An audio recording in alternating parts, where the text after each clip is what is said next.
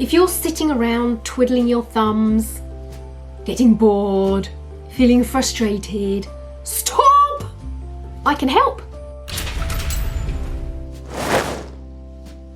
Yep, it's me, Jules, with a little festive drawing toot.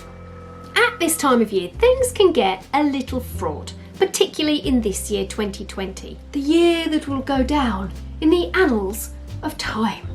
So why not do a little bit of drawing with me? You can either make some Christmas cards or you can just use it as a bit of mental downtime. You can use whatever you have for colouring. Let's pop on some plinky plonky soothing music and get to it.